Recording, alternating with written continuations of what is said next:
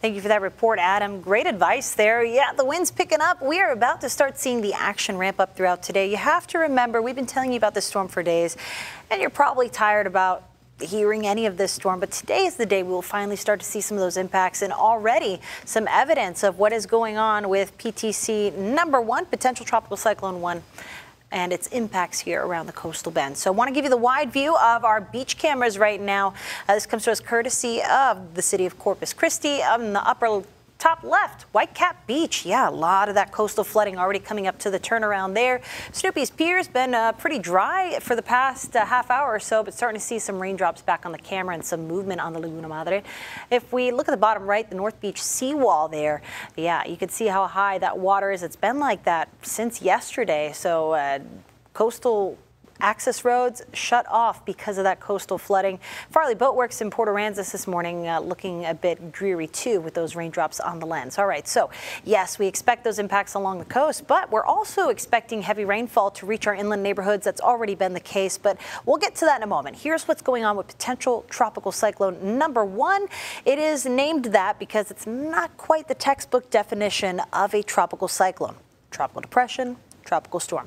But it is expected to be a tropical storm, the first name on the list being Alberto. So for that reason, we've got to give some warning to folks so they can get prepared. Whether it meets the textbook definition or not, who cares? We've got to get folks ready for the impacts. That's the reason why it gets this wonky name. But you can already see a lot of those showers and feeder bands moving on into the Texas coastline from the Houston-Galveston area down to our neck of the woods. And when we look at the cloud tops, that's what's being shown here with these bright oranges, reds. They're very cold cloud tops, meaning very heavy rainfall possible with these as they move on in. But the predicted path of this storm, well to our south. Couple hundred miles to our south, actually, but because the storm is so lopsided, a lot of the activities on the north side, and it's rotating on into the Texas coastline, and that's why we're going to be impacted from it. So the main impacts that we look to when it comes to the tropics: flooding, storm surge, extreme winds, and tornadoes. Thankfully, I think these last two are going to be on the lower end. Still wouldn't be surprised if we see a tornado warning here or there into the afternoon, just because of the rotating nature of the feeder bands when they come on through. But I think our main impacts are going to be in terms of wind and flooding. So we'll start with the flooding first. All of the coastal bend under a flood watch until 1 o'clock p.m. on Thursday, tomorrow afternoon. But we've got a flood warning here throughout Nueces County because of the Oso Creek there. That is going to be something we watch over the next couple of days. That river expected to crest as we head on into Friday and Saturday, around 23 feet, which is moderate flood stage. So for those of you who live near the Oso River, or the Oso Creek, I should say, Kings Crossing subdivision, those areas, if you're prone to flooding when the Oso floods, you want to take action now and do what you can to keep your home dry, keep that water out of your home. And of course, make plans to stay home because the flooding, not only from that heavy rainfall we're expecting over the next 24 to 36 hours, but it's the reason why we're seeing the coastal flooding too. All of this water and storm action just pushes the Gulf right up along our coast and makes for that erosion. Now the center of the storm, about 400 miles to our southeast, but still having these grand scale impacts for us here in the coastal bend. And so that is why we are starting to see some of those feeder bands rotating on into the coastal bend right now, where you see the yellows, oranges, and reds. Those are the heaviest downpours. So zooming in closer to your neighborhood, putting a pause on the radar.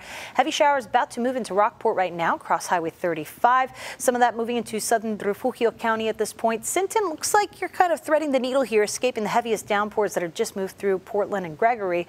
But Robstown, Cal and Odom, you're about to see these heavy downpours as well. Across Nueces County, the heaviest rain has let up, but we still have some good downpours happening along SPID from downtown all the way out through the south side and the island. Yep, some rain still coming down steady at this time. And of course, this band of yellow here, leading edge of some of that heavy rain, moving across Nueces and Clayburgh counties on into Jim Wells. So Alice, you'll see some of this saying about the next 15 to 30 minutes.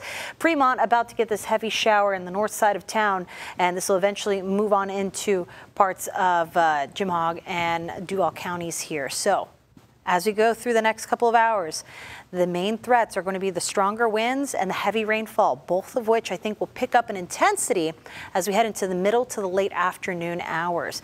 Now, winds so far this morning been a little perky here and there. We've been keeping it around 20 miles per hour sustained along the coast. That may not seem like a lot, but when you see our neighborhood news reporters out there and things are blowing around, pretty disrespectful winds if you ask me. This is going to pick up even more so throughout the day, and this model may be underdoing it a little bit because it's already underdoing what we're seeing already this morning. But look at as things progress through the afternoon, sustained winds around 30 miles per hour for our coastal counties, even inland neighborhoods seeing those winds around 25 miles per hour and not really letting up until we head into late Thursday and earlier on Friday. So for today in Corpus Christi, we expect those tropical storm force gusts to really pick up during the late afternoon, early evening hours, and they don't let up even into tomorrow morning. That's why if you do have to head out to work today, plan to get home early. Driving over bridges and overpasses is not going to be safe as we go into the afternoon hours. You want to be home. Noon is your cutoff. Make your way home soon after noon. The heaviest rainfall, well, we're off the charts. We're going to keep it heavy across the coastal bend. Notice that does include inland neighborhoods like Alice and Beeville throughout today into tomorrow. So please keep that in mind. The one benefit, we'll dress it up this way, cooler temperatures on account of this rain and cloud coverage. We're going to get a little relief from the rain and get some beneficial rainfall. Do we need it all in one day? No. But beggars can't be choosers, right? So after we're done with PTC number 1, what could be Tropical Storm Alberto, we are monitoring another area for development, believe it or not, low chance over the next 7 days.